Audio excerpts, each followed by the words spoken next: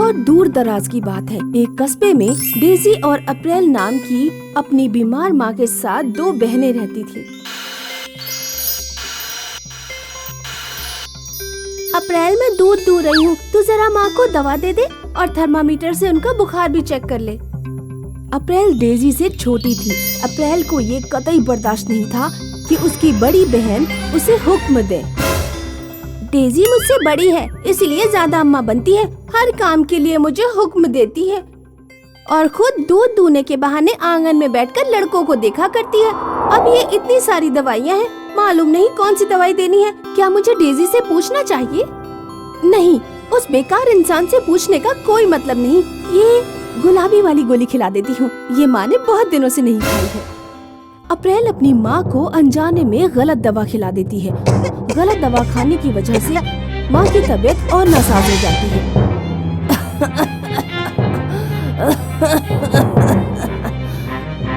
अप्रैल घबरा जाती है। डेजी जल्दी अंदर आओ, पता नहीं माँ को क्या हो गया है। क्या हुआ? मैंने माँ को ये दवा खिलाई थी, फिर पता नहीं माँ को क्या हो गया। अरे अरे, तुमने ये क्या किया? माँ को गलत दवा खिला दी है तुमने। मैंने जानबूझ के नहीं किया है। रो मत मेरी बच्चियों, शायद मेरी किस्मत में आज का दिन ही आखिरी दिन है। वैसे भी मैं अपनी इस बीमारी से निजात पाना चाहती हूँ। मरने से पहले मैं तुम लोगों को कुछ देना चाहती हूँ। माँ डेजी और अप्रैल को एक संदूक निकाल कर देती है और मर जाती है।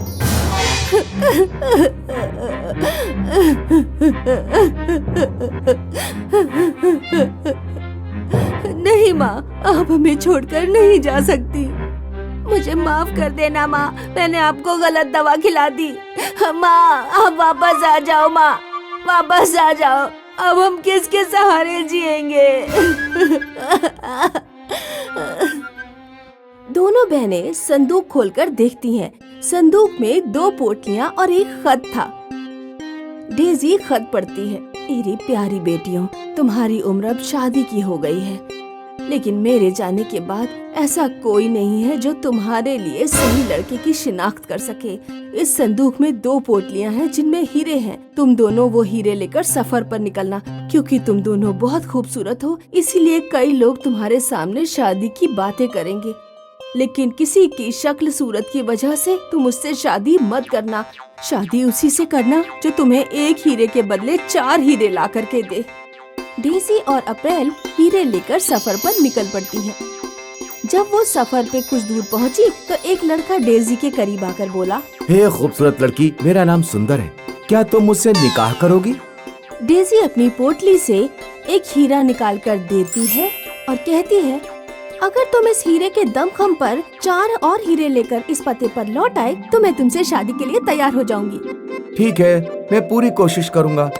वो कुछ दूर सफर पर और चलते हैं तो एक घुड़सवार अप्रैल के पास आता है। ए हुस्न की मलिका, तुम्हारी खूबसूरती ने मुझे दिलनशी कर दिया है, क्या तुम मुझसे निकाह करोगी? हाँ, कर सकती हूँ, मगर एक शर्त है। मैं तुम्हें एक हीरा दूंगी, इसके बदले में तुम्हें 4 हीरे ला करके देने होंगे। जब 4 हीरे हो जाएंगे तो ये मेरे घर का पता है, यहाँ पर आ जाना। अप्रैल और डेजी की पोटली में 4 हीरे थे। वो सफर में आगे बढ़ते गए और शादी की दावत देने वाले लड़कों को अपनी पोटलियों में से एक एक हीरा तकसीम करते गए। जब उनकी पोटली के सारे हीरे खत्म हो गए तो वो दोनों घर लौट आए। तीसरे नंबर पर जो लड़का मिला था ना, वो बहुत ही खूबसूरत था। अच्छा होता कि मैंने उसी से शादी के लिए हामी भर दी होती। ये हीरो के चक्कर में हम किस मुसीबत में मुब्तला हो गए। सब्र करो अप्रैल, सब्र करो। हमें अपनी माँ पर एतबार करना चाहिए। उन्होंने जो भी किया है हमारे हक के लिए बेहतर ही होगा। 6 महीने गुजर जाते हैं, लेकिन डेजी और अप्रैल के पास कोई भी लड़का लौटकर नहीं आता। ऐसे हम कब तक मुंतजिर रहेंगे? इस तरह तो हमारी शादी की उम्र ही निकल जाएगी। इतने अच्छे खूबसूरत लड़के मिले थे, मगर माँ की मंसूबाबंदी की वजह से सब हाथ से निकल गए। लड़के तो गए ही गए और हीरे भी चले गए। तुम परेशान मत हो अप्रैल, माँ ने तुम्हारे और मेरे लिए अच्छा ही तसव्वुर किया होगा। अगर अगले 6 महीनों में कोई भी लड़का नहीं आता तो तुम चाहो तो शादी कर सकती हो। कुछ दिनों बाद पीटर नाम का एक लड़का लौट आया जिसने डेजी को पसंद किया था। मैंने एक हीरे के दम पर 4 हीरे की कमाई कर ली है। डेजी की शादी हो जाती है।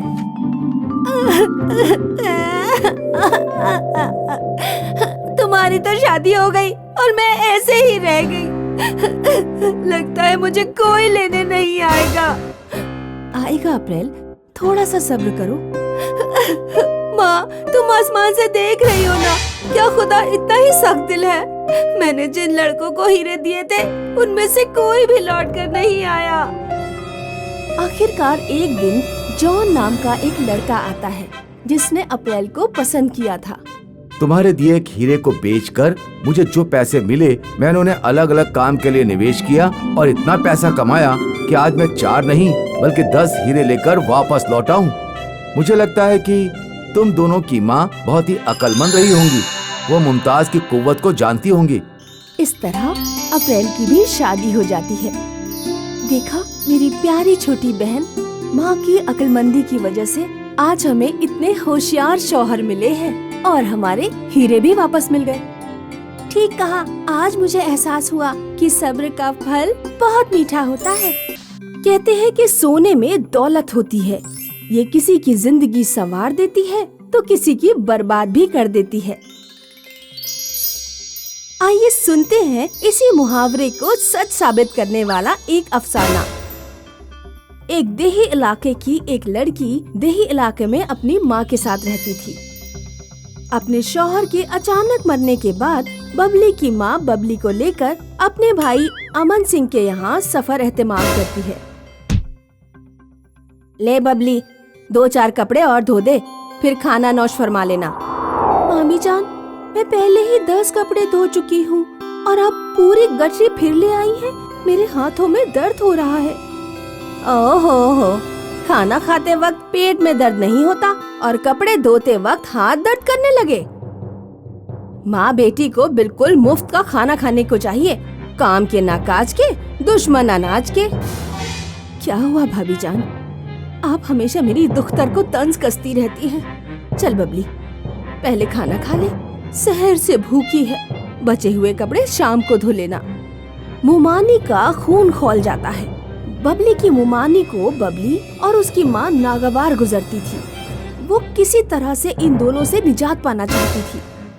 शाम को जब खाना बनाते वक्त बबली मुंह धोने चली गई तो मुमानी चुपके से रसोई में घुसती है और सब्जी में ढेर सारी मिर्च डाल देती है। थोड़ी देर में उनके मामू जान और उनका भाई नौकरी से लौट आए और खाना नौश फरमाने लगे।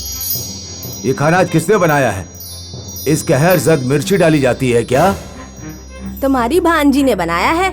आज जब मैंने बबली से 2-4 कपड़े धोने के लिए कह दिया था तो तुम्हारी बहन मुझ पर ऐसे चिल्लाई जैसे मुझे खा जाएगी। आज खाने में मिर्ची डाली है, कल ना जाने क्या क्या डालेगी। मैं तो कहती हूँ बाहर कर दो इन दोनों को, हमारे सर से ये बोझ तो उतारो। बबली के मामा जान अपनी बीवी के बहकावे में आ जाते हैं।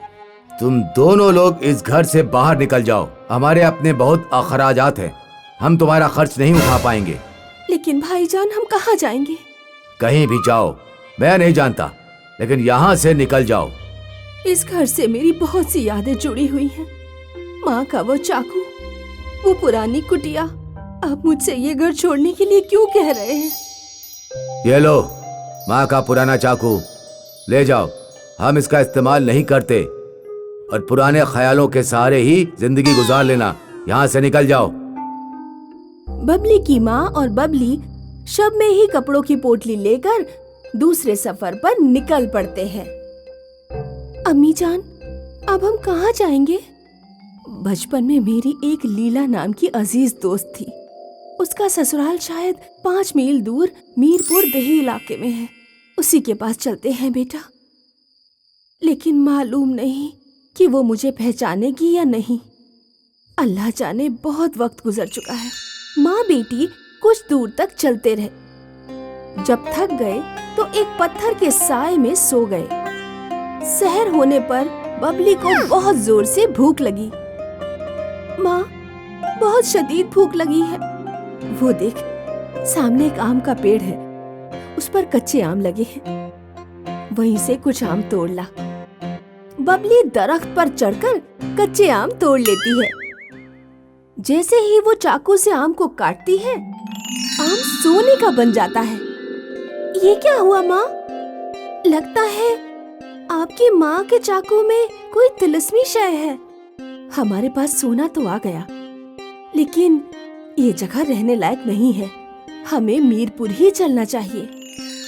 बबली और उसकी माँ मीरपुर पहुंचकर सोने को फरोख्त करते हैं और एक बड़ा सा घर खरीद लेते हैं। बबली की माँ हाथों हाथ बबली की शादी कर देती है। वो बबली को ससुराल नहीं भेजती। बबली का शौहर घर दामाद बनकर उन्हीं के साथ रहने लगता है। एक दिन जब बबली की अजीज दोस्त लीला अपने मायके गई, तो उसने देही इलाके के लोगों को बबली और उसकी माँ के बारे में जिक्र किया। बबली की उमानी लीला की बातें सुनकर हैरान हो गई। उस रात अमन सिंह घर लौटा तो वो उनसे बोली, सुना है आपने जो अपनी बहन को चाकू दिया था, वो कोई तिलिस्मी चाकू है।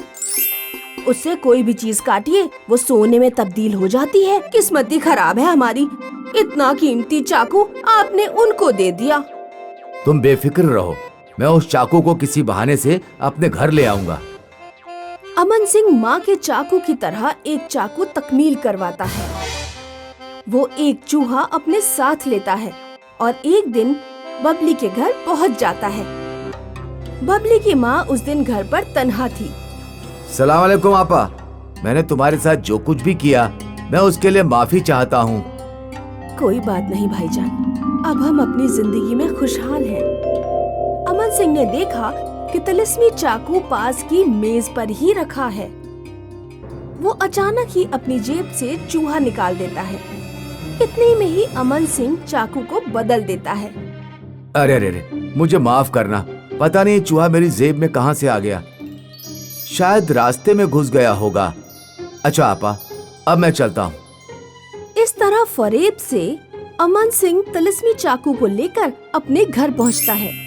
वो तिलिस्मी चाकू से ढेर सारा सोना दस्तयाब करता है। ज्यादा दौलत आने की वजह से अमन सिंह का बेटा बर्बाद हो जाता है। वो लोग जल्दी ही बहुत ही दौलतमंद बन जाते हैं।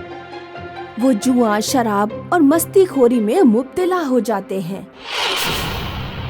एक दिन विनोद जब अपने घर लौटा तो अमन सिंह उससे बोला, विनोद, ये कोई घर आने का वक्त है? तुम बहुत पैसे बर्बाद करने लगे हो और अपनी हालत तो देखो जरा।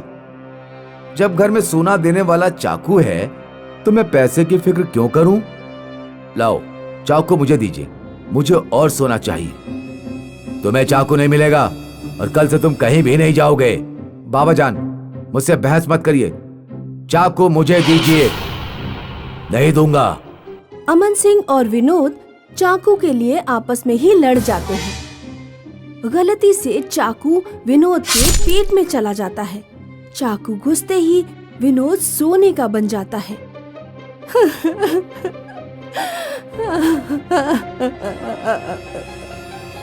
या अल्लाह, ये क्या हो गया? मेरी जिस्त बर्बाद हो गई। मैंने चाकू से अपनी किस्मत फोड़ ली। मेरी इकलौती औलाद मेरे हाथ से चली गई। अब ये दौलत मेरे किस काम की है?